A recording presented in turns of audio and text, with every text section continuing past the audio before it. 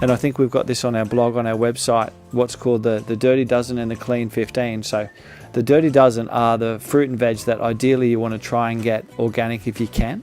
So that includes things like apples, blueberries, broccoli, strawberries, anything that's sort of a berry and open, it's going to obviously soak up more chemical. Health and Wellbeing with Peter Mullen, and very important thing we're looking at today, Peter, is why organic. And we know generally that that's going to be a lot better for us, but can you take us through some of the reasons why we should be choosing organic when we can? Yeah, look, absolutely, Mark. And I think probably the number one, or one of the major reasons is that we need to be using less chemicals on the planet generally. And with chemicals being in most of our foods, in the water and in the air generally, this is not good at that. I'm guessing that's going to have lots of health implications. Yeah, well, look, the things like pesticides and chemicals in our environment particularly have been linked to things like childhood illnesses, asthma. There's links with, plasticizers with obesity and diabetes, which, is rapidly on the increase as well. Infertility and hormonal issues. Like there's more and more, we're still putting toxins and chemicals into the environment that have half-lives of hundreds of years. Oh, goodness me. Not just talking about pesticides, but, chemicals generally. So, and that's really sort of mixing up and changing the makeup of our environment. And I guess if these chemicals are still going to be around 100 plus years from now, we really don't know the full effect of what that's going to do. Yeah, look, absolutely. And you just have to sort of follow what's happening with bees on the planet. And, if the bees all died tomorrow, that'd be the end of, crop we're in farming. trouble. Yeah, absolutely. Plant pollination. So, yeah, we really need to be, and I think one way of starting to say that, you really want to try and reduce chemicals in the environment is to look at your food choices, look at where you're spending your money. So I'm a big advocate of, if you can manage it, try and go organic as much as possible. That's the number one, or not the number one reason, but one of the reasons. Which does lead to a happy environment, doesn't it? Yeah, absolutely. Absolutely. And these chemicals, accumulate in the soil, in the water, in our bodies. So we're reducing the burden on the environment and, also not contributing to further pollution as well. Who knows, with all those toxic chemicals building up in 50 or 60 years, we might not be able to get through a metal detector at the airport. All sorts of strife. Well, you and I were talking in the break that, you said, well, really, organic farming should be called farming and all other farming. What was your terminology? What was it, assisted farming or chemically assisted farming? Chemically assisted farming. So if you had to choose between farmed, naturally farmed foods or chemically assisted farm foods, like it makes sense that you wouldn't choose something that said chemically assisted, would you? Toxin assisted. Another reason that you've got on your list today of why we should be choosing organic is simply the taste. Yeah, absolutely. And I think that's a bit of a no-brainer. I can recall conversations that are going around the dinner table from when I was little, and for some reason this is just jumping in my head now. Mum and Dad would always say, tomatoes, they don't taste like they used to. Nothing tastes like... If you had the tomatoes that we had when we were kids, yes, they were beautiful. But now they're just... And of course for us now, it's like, well, tomato's a tomato, but obviously there has been an impact on taste too.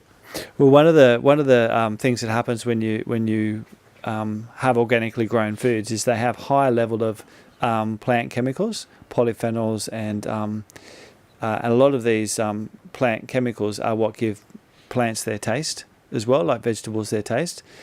And it's these higher levels of plant chemicals that act as antioxidants in our body, anti-inflammatory agents. Like I've mentioned this before, that basically us humans, the bulk of our diet should be plant matter. And I really believe that, with good quality protein, good quality fats as well. But it's in our plant matter, in your vegetables and your salad and your fruit, is where you get a lot of your antioxidant potential. You get anti-cancer nutrients. So yeah, if you're eating organic stuff, you're going to get high levels of these naturally occurring protective compounds. Anecdotally, you're saying and that better taste. We're maximising our chances of not getting sick. Yeah, absolutely. And that's kind of how we're designed to be and to eat, is to then allow our bodies to last as long as possible. Which does bring us to the next point of nutrition, doesn't it? Which you're kind of touching on there, that if we're sort of stripping away some of those important parts of the plant, parts of the fruit or vegetable, that we're not really getting the nutrients that particular food was designed to give us. Yeah, look, there's been a couple of studies about the nutrients. So by nutrients, so the plant chemicals is a whole another layer of nutrition that is just so essential for our health and well-being. And then you've got nutrition like, your vitamin C and vitamin E and vitamin A and your minerals. So there's been some studies saying that, organic food doesn't have a greater amount of these vitamins and minerals. But some studies have suggested that vitamin C particularly can vary quite a lot. Vitamin C is one of our major antioxidants. And that while a lot of studies haven't really confirmed that there's a lot of those sort of nutrients, again, I sort of come back to the fact that, we're getting all of those extra healthy plant chemicals when we're eating that plant-based diet as well. And some studies, there was a Harvard study a little while back, and that did suggest that there were higher levels of certain nutrients in organic food as well. So Peter Mullen, who's on his phone at the moment, not paying attention to what he's doing. Peter, come on, we've got a program happening. Are you right? I was just checking about that. We had a caller asking about half-life, and I just wanted to see if I could find some of those chemicals for her. Well, indeed, we have Helen on the phone at the moment. Good afternoon, Helen. You've got a question about those chemicals lasting over 100 years. Yes, I would like to know some details. I'd like you to actually be specific and tell me what chemicals they are, please. Well, what I can do is I could get your phone number, Helen. I can give you a call back after the show. Oh, no, don't, because I'm of the opinion that there are no chemicals like that legal in Australia. Oh, okay. Okay, well, we might just, because we've got a bit of research to do, we might just have to leave that there for the moment, Helen. So hang on the line as we go to Barry. And Barry, you want to pick up our point on tomatoes? Yes, I heard the chap saying about the fertilising and that of tomatoes. Last year I rang you and I had tomatoes 8 foot tall, and all the fertiliser was pig manure and blood and bone. Fantastic. So and the ones I've got in this year have hit 5 foot already. Wow, just goes to show. Tell you what, that using natural.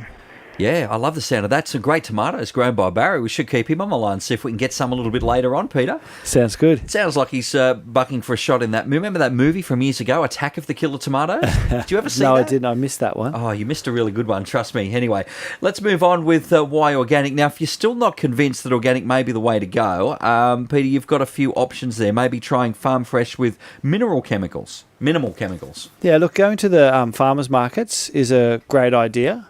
Because sometimes you won't always, a farm might not get the full organic certification, but you will get, that they've. If you talk to the farmer, you'll find out that they've done everything but get the certification. So, if you can't get like certified organic, you can still get, as close as possible.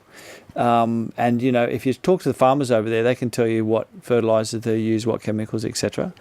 And obviously, if it's farm fresh, it's still going to be a lot better for you as well.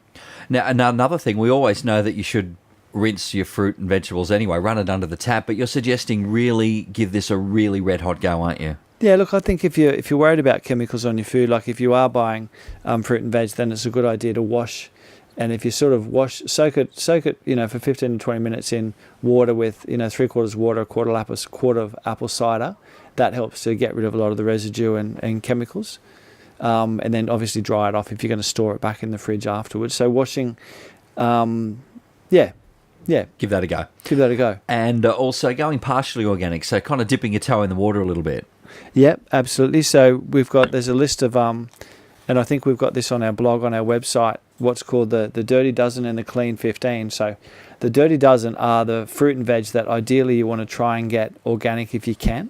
So that includes things like apples, blueberries, broccoli, strawberries, anything that's sort of a berry and open, it's going to obviously soak up more chemical. Be a bit more exposed. Yeah.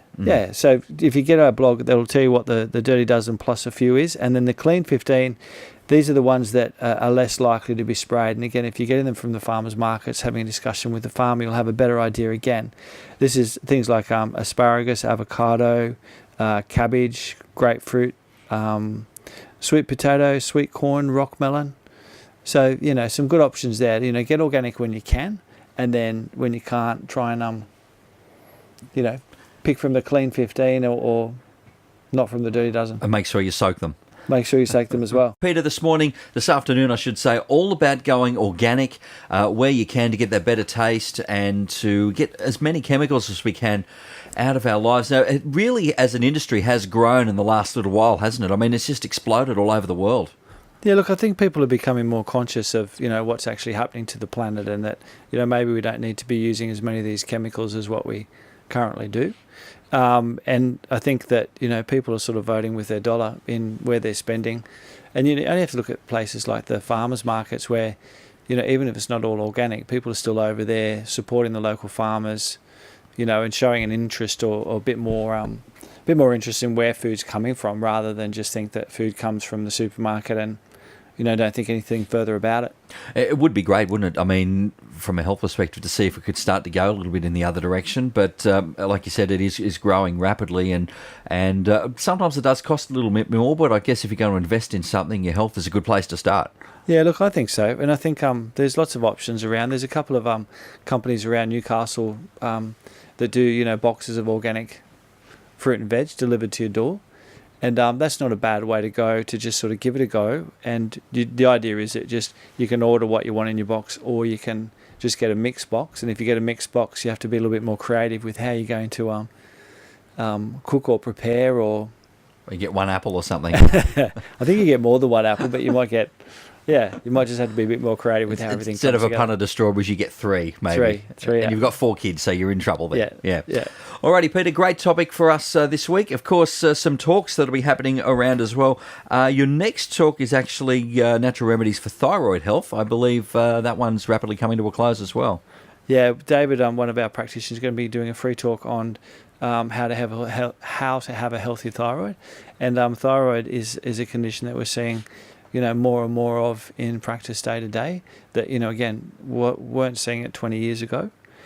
And then on the 14th, so that's coming up, but I think that's booked out, but we will be taking names on a wait list for that. Oh, good. Now, for the next talk that's happening on November 14, I believe just very, very limited seating still available for this one. Yeah, and it's all about the GAPS diet for anyone out there that knows a bit about it or wants to know more about it. So just very quickly, the GAPS diet is... It's a diet. In some respects, it's a diet for more serious health issues. For adults, it can be for conditions like autoimmune conditions. For kids, it can be around conditions like autism or ADD, particularly where there's a lot of gut inflammation or gut toxicity.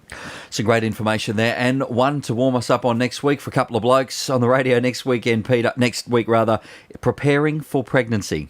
Absolutely, and over 50% of the issues related to infertility these days are estimated to be due to the men. Well, okay. There you go. So it's actually one for the ladies. Fair enough. So that'll be next Tuesday. We'll look forward to that. Preparing for pregnancy, natural fertility with Peter Mullen next Tuesday afternoon. Absolutely. Should be a great program. Look, you'll be able to catch this as a podcast a little later on the 2NURFM website. And for some information about Peter's topic today and any other relevant health needs, mullenhealth.com.au is the website to head to. Peter, great afternoon. You better get off and prepare for pregnancy next Tuesday. Thank you, Mark. I will. And that's it for health and wellbeing this afternoon. Have a great afternoon. We'll catch you tomorrow.